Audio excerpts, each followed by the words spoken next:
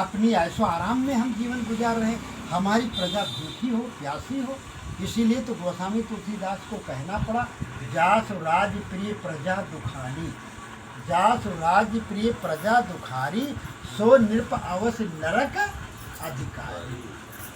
जिसकी राज्य में प्रजा दुखी रहेगी, भूखी रहेगी, प्यासी रहेगी, रोगी रहेगी, परेशान रहेगी, वह राजा जो है निश्चय है वो नरक का अधिकारी होगा।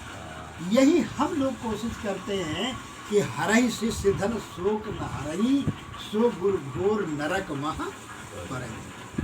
संत पुरुष किसी को माफ नहीं किया कि गुरु है जिनको भाई माफ करो।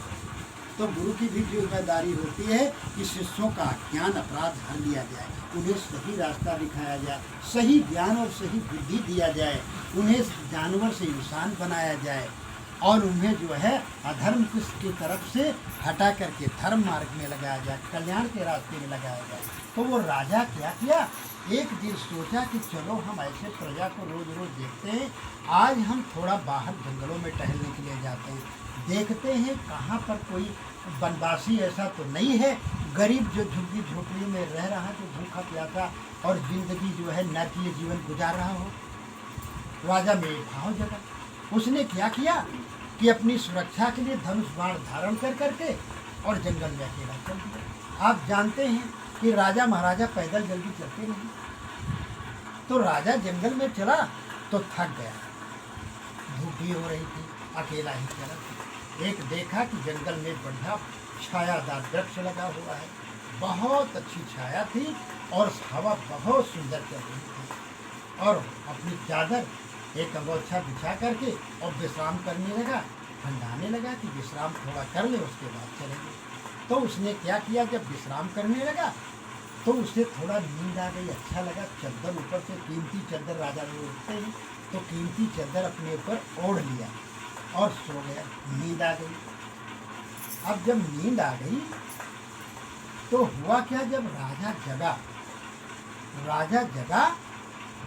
जगा तो देखा इधर उधर, उसके बाद चद्दर हटाया तो चद्दर के ऊपर बहुत दूर तक बीट पड़ी हुई थी, मतलब लैट्रिन टट्टी पड़ी हुई थी।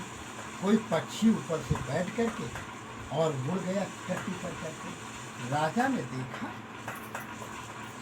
तो ऐसे देखा ऊपर, तो देखा एक बहुत बड़ी पक्षी बैठी हुई लंबी और सफ़ेद एकदम सारस की तरह बड़ी, जबकि उसमें राजा जब सो रहा था, थोड़ा ध्यान दीजिएगा, राजा जब सो रहा था तो उस पेड़ पर, उसी डाल पर एक कौवा उसके पहले आकर के बैठ गया।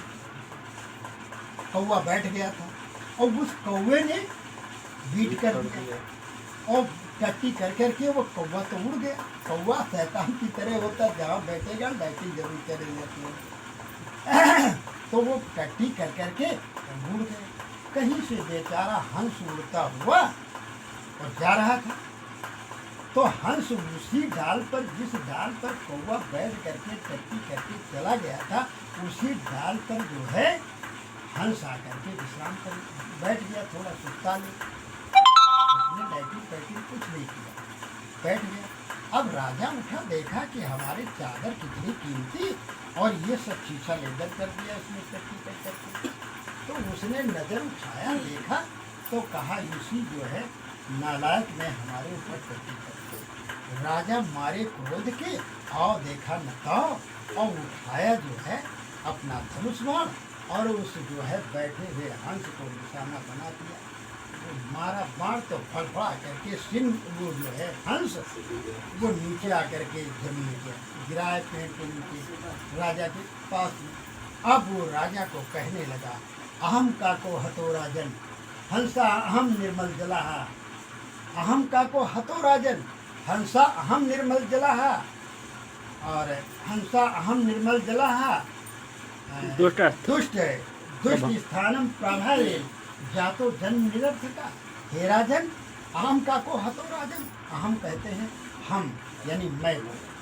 हे राजन, हमने किसकी हत्या की है, किसका नुकसान किया है, हमने किसी को मारा नहीं राजन, हमने आपको गाली नहीं दिया, हमने आपको कोई चोट नहीं पहुंचाई।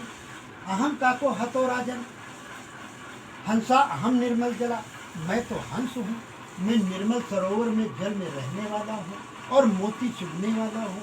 मैंने तो राजन किसी का नुकसान नहीं किया। हाँ, इतना गलती मेरे से जरूर हुई है। दुष्ट स्थानम प्रभावेन जातो जन्म निरर्थका।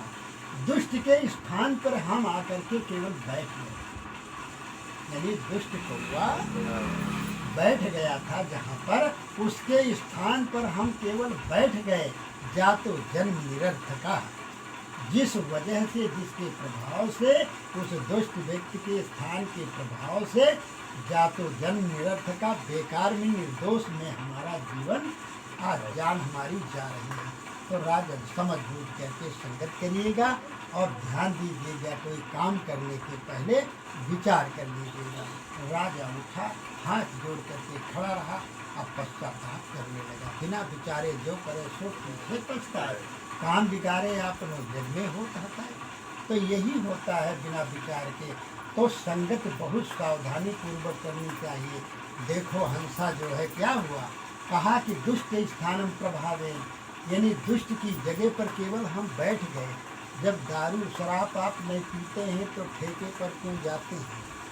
शराब के ठेके पर एक साधु महात्मा अगर वहाँ पानी पिएगा बैठ करके कमंडल का, तो कहेंगे बाबा जी भी पीते हैं, यही कहेंगे ना, क्योंकि ठेका है वो शराब का। जुआड़ियों के पास न जुआ खेलो तो बैठ जाओ, देखो इतने जुआड़ी खेल रहे हैं। ये कोई नहीं कहा इतने लोग देखते हैं, इतने लोग खेलते हैं, सब जुआड़ी खेल रहे हैं, तो जुआड़ी कहा जाएगा। तो इसलिए संगत गलत लोगों की जगह पर बचता रहे तो अच्छी बात है। अपने जीवन में गुण बनाए, दोष ना। बोलिए सद्गुरुदेव की जय। हाँ।